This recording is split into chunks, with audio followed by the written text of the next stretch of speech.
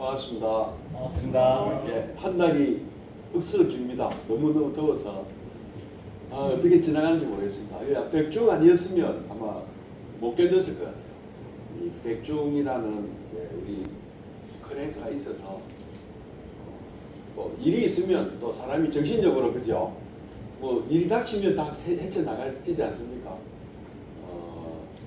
그래서 이 참 현직이 있는 게 참 중요한 것 같아요. 은퇴를 해버리면 이게 뭐 일이 없으면 또 사람이 약해지는 거 아닌가 생각이 듭니다. 옛날에 그 유명한 스님 계시죠. 백장 큰 스님, 그죠? 호미를 그 백장 큰 스님 일일 부작 일일 불식이라고 하루 일하지 않으면 하루 먹지 않는다. 이거 사실은 이 부처님 법하고 조금 거리가 좀 있는 겁니다. 엄밀히 얘기하면. 근데 왜 그렇게 될 수밖에 없는가 하는 것이 지금 우리가 중국 불교를 배우고 있는 까닭이기도 합니다. 백장 스님께서 이제 하루는 그런 말씀을 하셨는데, 아흔이 훨씬 넘은 분이 반일을 하시니까 제자들이 그걸 감춰버렸어요. 호미를. 그럼 일 못 하실 줄 알고. 근데 이 어른이 어떻게 하셨습니까? 곡기를 끊으셨죠. 밥을 안 드시는 거예요. 그래서 제자들이 놀래가지고 호미를 다시 내드렸다고 합니다. 나는 하루 일하지 않으면 오늘 하루 밥 안 먹는다. 그래서 원래 이 불교, 원시 불교랄까요? 초기 불교, 그러니까 이전에만 해도 스님들은 어떠한 경제 활동을 할 수가 없습니다. 부처님 가르침에 의하면 탁발이에서만 생존하도록 되어 있습니다. 생활을. 그러니까 스스로 농사 지어서 스스로 먹고 사는 이것은 아닌 거죠. 법도가 아닌 거예요. 원래대로 하면. 근데 중국 불교는 그게 법도가 되어버렸어요. 지금도 우리나라 불교의 뿌리가 어디로 올라갑니까? 바로 위에 불교가 물론 이제 종파가 참 많습니다. 우리나라 불교만 하면은 종파가 굉장히 많지만 그 중에서도 여러분들이 잘 아시는 무슨 종 하는데 아실만한 종단이 몇 개 정도 될까요? 한 10개 정도 이름 되실 수 있습니다. 제가 알기로 우리나라 종단이 한 500개, 저 정확하게 모릅니다. 정확하게 모른대요. 얼마나 이 종단이 많은지는. 대략 한 500개, 600개 정도 추산이 되고 있습니다. 그래서 이 종자라는 말은 무슨 뜻인가 하면은 우리께 최고라는 얘기입니다. 마루종이라거든요. 종교할 때 그 종자가 마루종이라는 뜻이거든요. 그러니까 최고라는 뜻입니다. 근데 최고가 무슨 몇 개 그리 많으냐 하면 이게 이제 중립적인 의미로는 주장입니다. 주장. 우리께 최고다. 그래서 최고라고 주장되는 가르침이 종교인 거죠. 글자 그대로 얘기합니다. 예를 들어서 이제 뭐 기독교 같으면 우리가 종교 중에 최고다 이런 의미를 갖는 거죠. 그 뜻에는. 우리는 어떻게 생각합니까? 불교가 최고다 이렇게 생각합니다. 근데 이 종교라는 용어도 원래는 불교 용어였다고 합니다. 근데 그 외국 학자들이 불교를 볼 때 불교는 종교가 아닌 것 같다 이런 말을 많이 한답니다. 왜 그러냐면은 그 사람들이 생각하는 종교는 영어로 하면 릴리전이거든요. 릴리전은 신이 반드시 그 결과가 돼 있어야 돼요. 조물주가 있어야 된다. 근데 불교는 조물주가 있습니까? 아예 존재를 인정하지 않거든요. 신적인 존재를 인정하지 않는 건 아닙니다. 수많은 신들이 있을 수 있다고 봅니다. 그러니까 인간 외에도 인간의 능력을 훨씬 뛰어넘는 그런 신적인 세상도 있고 보이지 않는 그런 것도 있을 수 있다고 보지만 화엄성중 같은 경우. 근데 그렇다 해가지고 이 세계를 만든 창조한 창조신의 존재는 인지하지 않는 겁니다. 이 무슨 말씀? 이 불교하고 다른 종교가 다른 점이에요. 그래서 불교는 종교가 아닌 것이 아니고 릴리전이 아닌 것이에요. 신과 연관을 갖는 그런 종교는 아니다. 이 말이죠. 이제 외국인들은 그래서 이제 그 말을 우리말로 번역하면 불교는 종교가 아니다 되는데 그건 말이 안 되는 거죠. 종교란 이 단어는 영어 릴리전을 번역을 할 때 종교라는 불교 용어를 차용을 해서 지어진 겁니다. 우리나라 단어 중에 수많은 한자어들이 이런 식으로 만들어졌어요. 그래서 우리가 쓰고 있는 이 단어들이 옛날 우리 조상들이 쓰던 한자어가 아닌 경우가 굉장히 많습니다. 어떤 게 있을까요? 학교라는 말이 옛날에 있었습니다. 옛날에는 어떻게 썼습니까? 서당, 그죠? 좀 다르게 썼지 않습니까? 근데 학교란 말은 영어 스쿨을 한자말로 번역한 거예요. 그냥. 그래서 학교라는 말 그래서 사이언스는 뭐 과학, 그다음에 기술은 테크놀로지, 그다음에 자연은 네이처는 자연, 소사이어티는 사회, 뭐 이런 식으로 그런 식으로 하나하나의 영어 단어에 한자어를 이게 이제 누가 이렇게 만들었냐면 19세기 일본 학자들이 만든 거예요. 이런 단어들을. 그래서 우리가 쓰고 있는 우리는 그게 영어 단어인 줄 알고 있지만 우리말인 줄 알고 있지만 사실은 영어 단어에서 기인한 그런 한자어들이 굉장히 많습니다. 그래서 이제 여기서 이제 소통의 문제가 생기는 겁니다. 그러니까 종교란 말은 불교 용어, 그러니까 즉 불교가 가장 뛰어난 종교라고 해서 종교란 말을 썼는데 요거를 그 일본 학자가 릴리전이라는 영어 단어를 종교라고 번역을 해버려요. 그러니까 약간 뉘앙스가 약간 다른 거죠. 그래서 자, 그럼 종교란 뭐 그런 말이고, 그다음에 종단의 종자도 마찬가지예요. 우리 종단이 배운 가르침이 최고다 이 뜻입니다. 그러면 여러분 종단 이름 한번 막 아시는 종단 이름 몇 개 한번 해보시죠. 조계종. 조계종도 엄청 많아요. 근데 진짜 조계종 하나밖에 없죠. 유사 조계종이 좀 많습니다. 그래 맞습니다. 대한불교 조계종. 근데 이 조계라는 말은 조계산에서 왔습니다. 이것도 좀 있으면 이제 우리 배우게 됩니다. 조계산에서 그 도닦은 분이 누구죠? 누구를 어느 스님을 얘기하는 거예요. 옛날에 어떤 스님은 그 스님이 살던 지역 이름을 많이 땄습니다. 조계 해능 육조 해능 스님이 조계산에서 사셨거든요. 그래서 조계종이 된 거예요. 그럼 이제 우리가 조만간에 곧 배우게 될 천태지대산, 천태산에 사신 거죠. 천태종이란 말도 거기서 산이름입니다. 그래서 이거는 이제 그 어떤 그 뿌리를 캐 올라가니까 어떤 스님이 우리는 그 종지를 이어받았다 이런 뜻이거든요. 그러면 법화 계열은 법화종 이런 것도 있을 수 있겠죠. 그죠? 화엄종, 그죠? 그런 것들은 선종 들어보시죠. 그러니까 법화경을 우리는 소유경전을 한다.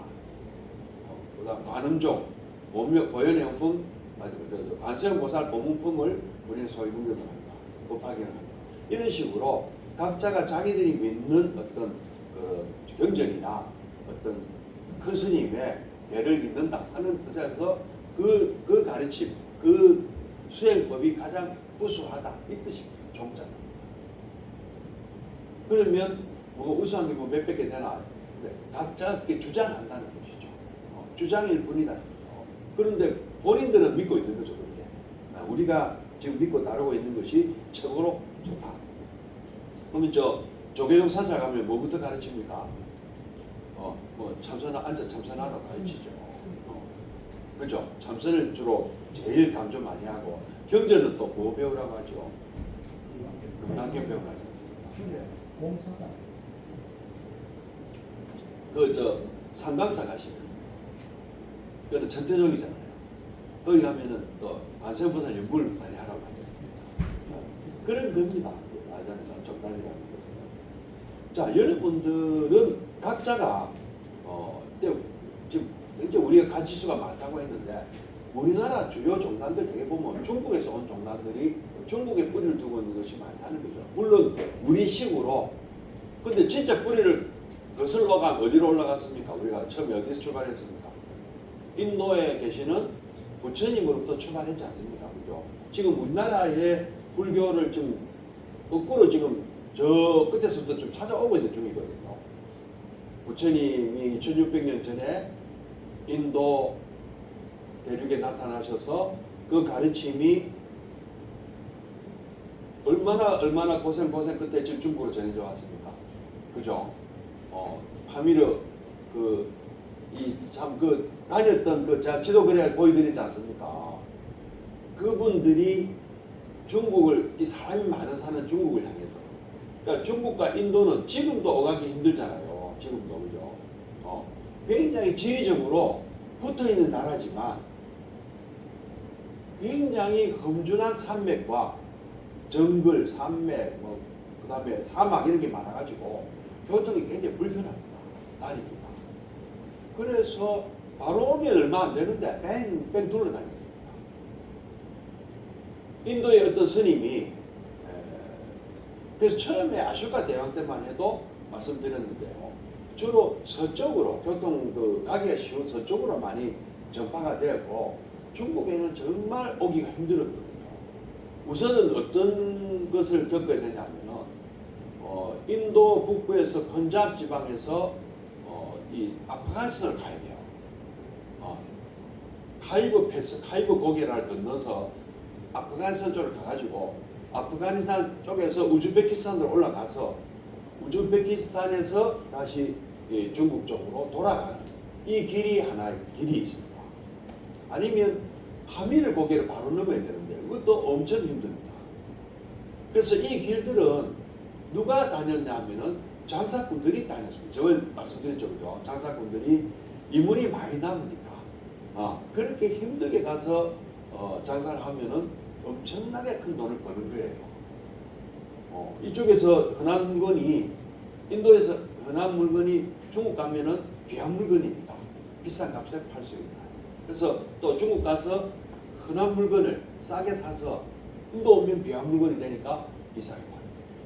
그리고 또 인도, 또 서역을 통해 가지고 유럽도 마찬가지. 유럽 가도 그런 로마 쪽하고도 그런 교류가 있었어요. 이거를 옛날에는 실크로드를 안 불렀나 봐요. 근데 최근에 이 실크로드가 부른 것은 19세기에 이르렀지만 이 길은 옛길이지 않습니까? 원래부터 있던 길 아닙니까? 그죠? 그래서 그 길이 지금은 서양 사람들에 의해서 실크로드라고 명명이 된 것이죠. 그러나 이 실크로드는 옛날부터 있었던 길이고, 거기서 반민보고 넘어서 가면은 또 뭐가 있습니까? 사막이 있어요. 타클라마칸 사막이고, 타클라마칸 사막은 남쪽으로 가는 길이 있고 북쪽으로 가는 길이 있어요. 남쪽으로 가는 길은 천산남로, 북쪽으로 가면 천산북로, 서역북로 이라고 그 길을, 사막을 통과하는 그 길이 있습니다. 그 길을 다 지나고 나면은 도낭이 나와요. 도낭부터는 조금 중국 냄새가 나는 거예요. 그래도 도낭부터 또 중국까지 가려면 또 한참 가야 됩니다. 그래서 난조를 해가지고 장안으로. 장안에서도 우리나라 얼마나 멉니까? 중국 장안에서. 그래서 이런 길을 통해서 수많은 인도 스님들이 중국으로 불교를 전파를 해왔고, 반대로 저번에 우리 그 법현 스님 같은 분은 거꾸로 중국에서 출발해가지고 그 길을 역으로 해가지고 인도 가셨잖아요. 맞죠? 이게 몇 달 안 됐는데요. 이 말씀드립니다. 몇백 년이 지났지만 200년 지났습니다. 지금 우리가 지금 오늘 하는 얘기가 법현 스님이 인도 갔다 온 200년 뒤에 얘기입니다. 오늘 얘기가. 그래서 법현 스님은 어떻게 오셨어요? 올 때는 100길로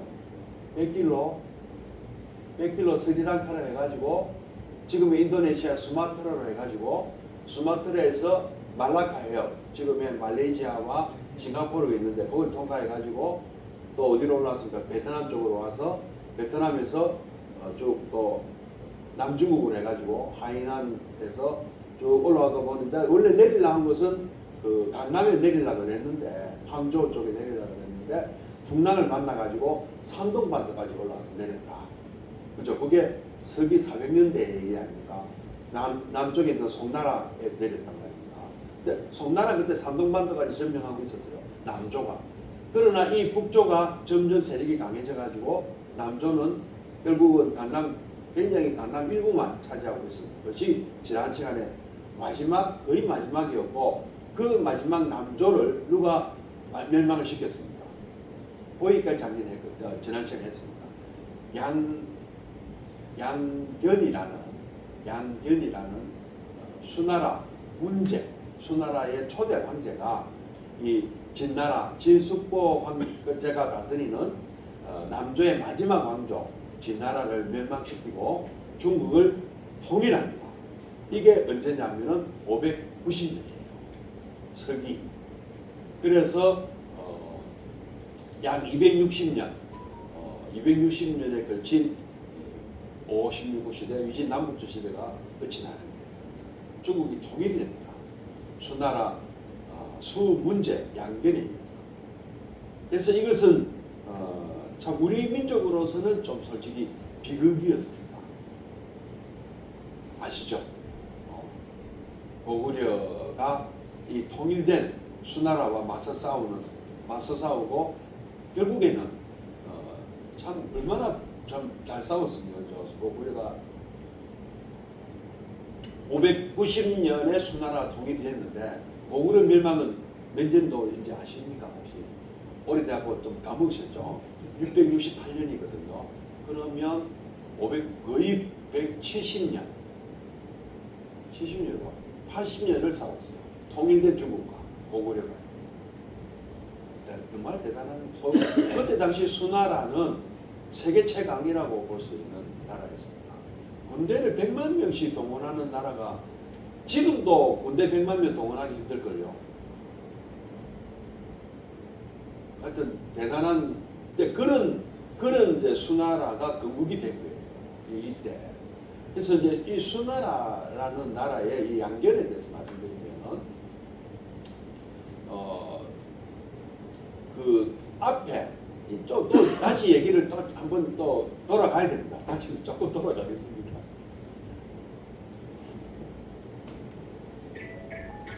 시도를 놓고 얘기해야 좀 편할 것 같습니다.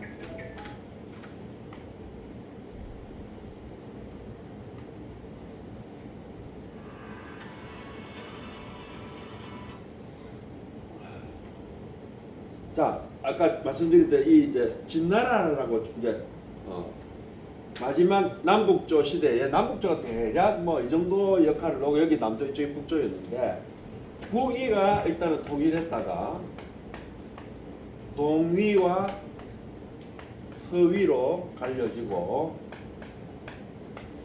여기는 동진에서 이제 성제 양진으로 내려오고요.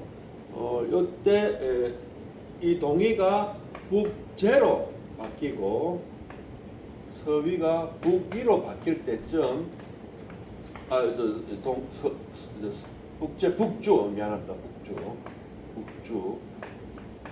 북주로 바뀔 때쯤 이제 하나씩 바뀌게 됩니다.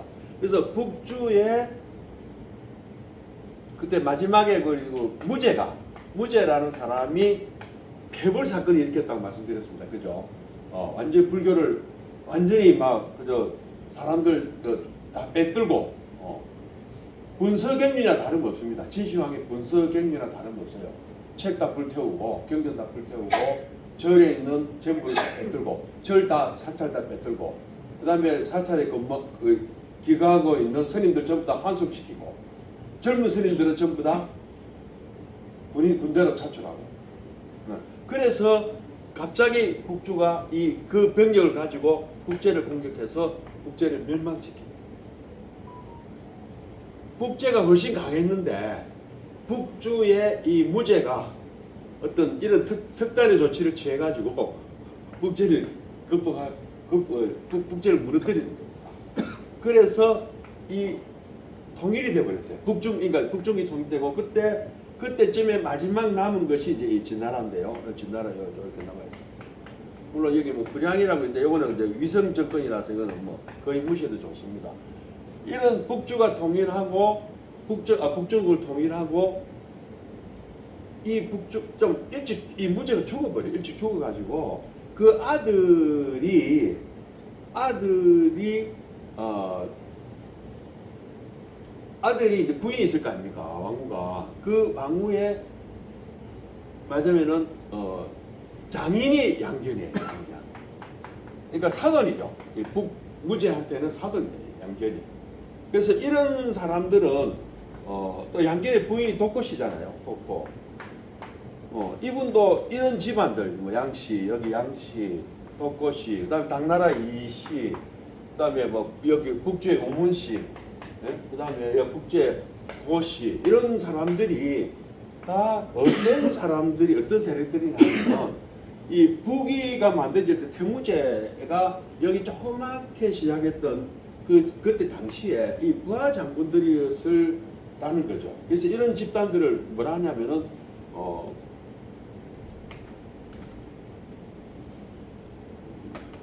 관롱 집단이라 관롱 집단, 관롱 집단이라는 용어가 있습니다. 이게 이제 말하자면은 군벌이라는 거죠. 군인들 세력, 군 세력들이라 말하자면 강력한 군사 집단들, 북방 기만민족 출신들의 이런 집단들이 이제 물론 이제 그 어떤 한화가 많이 됐지만 한족화됐지만은 그렇다도 뿌리는 이런 뿌리를 갖고 있는 집안들입니다. 그래서 북쪽에는 굉장히 이런 집단들이 서로 돌아가면서 말하자면 정권을 주고받았다는 그 말씀을 드릴 수가 있어요. 근데 여기는 또 반대로 굉장히 이 북쪽에서 동진 때 서진에서 피난 내려왔던 몽골 귀족들이 중심이 되어서 귀족이가 약간 불교도 불교였어요. 이쪽도 불교고. 그리고 여기는 북쪽은 어떻겠습니까? 이런 집단들이 좌지우지하고 있기 때문에 굉장히 좀 뭐랄까 정권에 의해서 불교가 많이 좀 좌지우지된, 여기는 불교 존중받았다고 좀 볼 수가 있습니다. 황제도 그러니까 양무제 황제도 불자였으니까요. 그래서 어쨌든 이런 과정에서 여기가 북주로 통일이 되고, 여기 이제 이 양견이 자기 사위 또 일찍 죽어요. 그래서 그 외손자죠. 북주의 마지막 황제가 외손자인데 6살밖에 안 될 때 황제가 됐습니다. 그러면 이 양견이 실질적으로 이 자기 사위가 벌써 그 정치에 별로 관심이 없었거든요. 무제의 아들이. 그래서 그때부터 벌써 재상 노릇을 하면서 실제로 실권은 양견이 쥐고 있습니다. 그래서 마지막 이 어린데 물러나라. 선양을 받는다. 선양. 그냥 황제의 지위를 평화적으로 피를 안 흘리고, 근데 피를 안 흘릴 수는 없죠. 하여튼 다 이제 말하자면 제거하고 자기가 직접 황제가 됩니다. 그래서 이제 수나라가 건국이 됩니다. 수문제. 그리고 수문제는 581년에 이제 말하자면 즉위를 했는데요. 590년에 진숙보 황제가 이끄는 이 진나라를 멸망시키고, 요때 사령관이 누구냐면은 수문제의 아들 양견